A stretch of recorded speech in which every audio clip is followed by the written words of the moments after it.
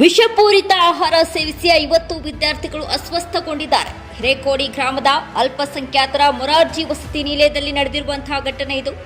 ಬೆಳಗಾವಿ ಜಿಲ್ಲೆಯ ಚಿಕ್ಕೋಡಿ ತಾಲೂಕಿನ ಹಿರೇಕೋಡಿ ಗ್ರಾಮದಲ್ಲಿ ನಡೆದಿದೆ.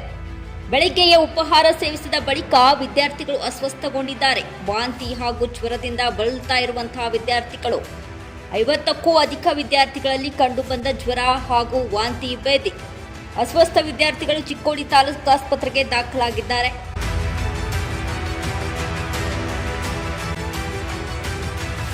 ಬೆಳಗ್ಗೆ ಉಪಹಾರ ಸೇವಿಸುತ್ತಾರೆ. ಉಪಹಾರ ಸೇವಿಸಿದ ಬಳಿಕ 50 ವಿದ್ಯಾರ್ಥಿಗಳು ಅಸ್ವಸ್ಥಗೊಳ್ತಾರೆ.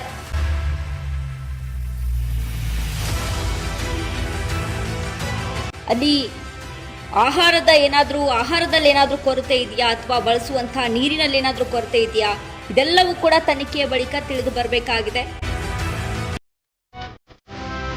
50 ವಿದ್ಯಾರ್ಥಿಗಳು ಈಗ ಅಸ್ವಸ್ಥಗೊಂಡಿರುವಂತಹ ಘಟನೆ ಇದು. ಬೆಳಗಾವಿ ಜಿಲ್ಲೆಯ ಚಿಕ್ಕೋಡಿ ತಾಲೂಕಿನ ಹಿರೇಕೋಡಿ ಗ್ರಾಮದಲ್ಲಿ ಮೊರಾರ್ಜಿ ದೇಸಾಯಿ ವಸತಿ ನಿಲಯದಲ್ಲಿ ನಡೆದಿರುವಂತಹ ಘಟನೆ.